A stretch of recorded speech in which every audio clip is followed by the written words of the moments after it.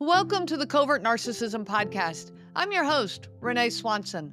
I am not a therapist, and you are not a victim. I want to take you back to a conversation I had that changed everything. I was sitting with my aunt. Now, this is someone that I trusted, someone that was safe, someone who wasn't going to sugarcoat the truth, but that I could talk to. I had spent so long trying to make sense out of what was happening in my marriage. I was exhausted, confused, hurt, and even though I knew something wasn't right, I was still doubting myself. I was telling her how lost I felt, how I couldn't seem to get through to him, I couldn't even seem to have conversations, how no matter what I did, nothing seemed to ever change, and I told her that I was thinking about divorce. And then she asked me a question that stopped me cold. She said, before you leave this marriage, can you honestly say from your heart that you've given it your all, that you've done everything you know to do? I paused and I told her what I felt in my heart. No, I can't say that. I don't feel that way. And she looked at me and she said, okay, if you are going to leave this marriage, then you have to change that first. And I knew she was right.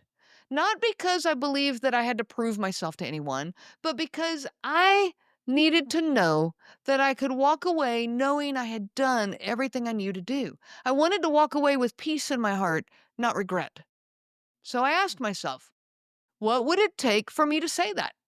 What would it take for me to be able to answer yes? I gave it my all. What still needed to happen on my end? I wasn't sure. And what came to me was this. I needed to stop editing the truth. I needed to stop watering things down in order to keep the peace. Instead, I needed to be honest, painfully honest, not cruel, not dramatic, just real. I needed to say out loud to him how much I was hurting, how scared I was that the marriage might end, how alone I felt inside a relationship that was supposed to be my safe space. And so I did. I laid it all out there on the table, and nothing changed. In fact, many things got worse. But that's when I knew I could answer yes. I gave it everything I had. That question, did you do enough? Did you give it all? Did you try hard enough? Sounds innocent enough. It sounds wise, even. We've all been taught that relationships take work, that love means sacrifice, so we shouldn't give up too soon. And that's fine. But here's the problem. When you're in a relationship with a covert narcissistic person, you're already trying too hard. You're already doing everything above and beyond. You're already doing everything you possibly can. You're the one reading all the books. You're the one going to therapy, often alone. You're the one adjusting your tone, your words, your timing, your reactions, your expectations. You're the one staying up at night wondering how you can either be, better or calmer or more patient or more forgiving. So when someone asks you if you've really tried, what they don't see is that you've been over trying for years. You've been over functioning in this relationship for decades. So once again, this question can put the weight of the entire relationship on your shoulders. It's your responsibility to figure everything out, your job to do all the work, your place to fix this. And when you're already drowning, being asked to swim harder, that's not just unfair, it's cruel. I remember being told one time by his mom, you're the healthy one, so it's your job to fix this. You're stronger, so you have to be the one to do it. Well, thanks a lot. This after I've spent the last 15 years trying to keep peace with him and failing miserably. If I'm supposed to be better at this because I'm supposedly healthier or stronger, then why am I failing so badly at this? And why doesn't he help some? Many survivors stay for years and decades not because they don't see the harm, but because they're terrified of walking away too soon. They think, what if I could have done more? What if I just wasn't patient enough? What if it was my fault that we didn't make it? And that belief that you have to earn your freedom by doing everything perfectly is one of the most powerful tools that covert narcissistic abusers use to keep you stuck. But here's the truth. Even if you give it your all, they won't meet you there. You can pour your heart out with honesty and vulnerability, and they will still sidestep accountability, downplay your pain, and turn it back on you. But at least then you have your answer. This relationship cannot be fixed by effort alone, especially when you are the only one doing all the work, when one person isn't even trying. I hear people say, it takes two. Okay, I get that. And I understand what they're saying is it takes two to make a healthy relationship. At least that's the way I look at it. They might say it takes two to fight, but no, it takes two to make a healthy relationship. It only takes one to destroy it. And if one is destroying it, the other one cannot fix it. Now, this question of how do I know when I've done enough has haunted so many survivors of covert narcissistic abuse. And I want to tell you something that's kind of radical here. And I say this as someone who has lived this. Enough does not have to mean perfect. Enough, in fact, doesn't mean perfect. It doesn't mean that you never got angry. It doesn't mean that you handled every conflict flawlessly. I assure you I didn't. Enough means you tried in good faith. You showed up. You told the truth. You gave what you had to offer.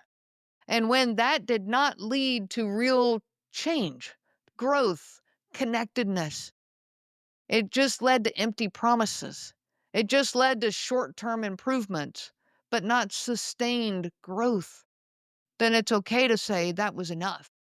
You're not leaving because you didn't try hard enough. You're leaving because you are the only one trying. You're leaving because the relationship is not mutual. And you are allowed to stop trying when your trying is costing you yourself. Now let's talk about what giving it your all really means, because I need to be very clear about this.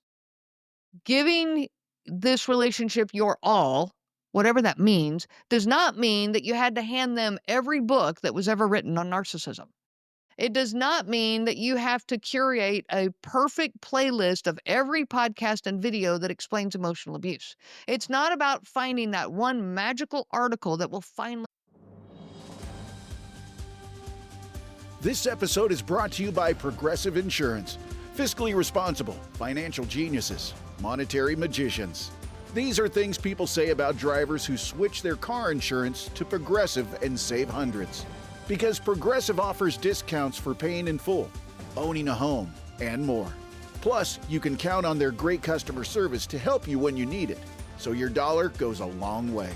Visit Progressive.com to see if you could save on car insurance. Progressive Casualty Insurance Company and Affiliates. Potential savings will vary. Not available in all states or situations. Open their eyes. Yes, there's always going to be one more resource, one more expert, one more metaphor that you didn't use, but that's not the point. Could I have given him a different book to read? Sure. Could I have tried a different tone of voice or a different analogy? Absolutely. But I gave him me. I gave him my heart, my fears, my truth, my pain, my vulnerability, my desire to make it work. And I did it with honesty, compassion, and pure intention. This is what it means to give it your all. Because here's the thing. If someone cannot meet you in that space of raw truth, if they cannot even acknowledge your pain when you lay it bare before them, then it does not matter how many podcasts they listen to. If they don't respond to your truth with curiosity, humility, or even a desire to change, then handing them more information is not going to fix this. It's not going to create intimacy. It will only delay your healing. If you've tried 50 different things and 51 would have worked, that's on them. So yes, I did everything I could. And not because I exhausted the internet of resources, but because I gave him access to the most honest, unguarded version of me. And he did not meet me there. That's when I knew I was alone and I was done. So instead of asking, did I try hard enough? Try asking, have I given this my all? Have I done everything I know to do? You also might ask, have I lost my peace, my identity, and my joy in this process? And you might even ask, what would I say to someone I love if they were in this same relationship? These are the questions that often bring clarity. When you imagine someone you care about living the life that you're living, suddenly your tolerance makes less sense. Your excuses feel thinner and your pain becomes more visible. That's the beginning of clarity and freedom. You don't need to find the perfect way to explain your pain. Just be honest. You don't need to try one more thing just to justify your exit. You don't need to break yourself into smaller pieces just to keep something that's already broken. You are allowed to leave a relationship that is damaging your spirit, even if they never hit you.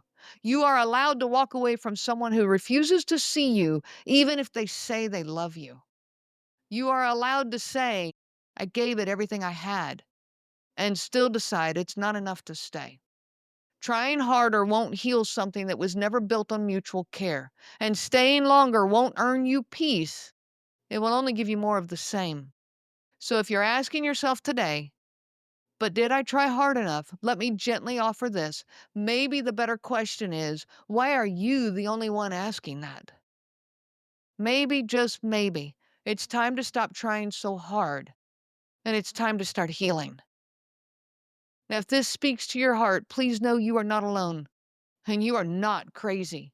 You've been carrying more than your share for far too long. And if you're ready to start putting that energy back into you, find the help and support that you need. Visit covertnarcissism.com to find the resources available to you.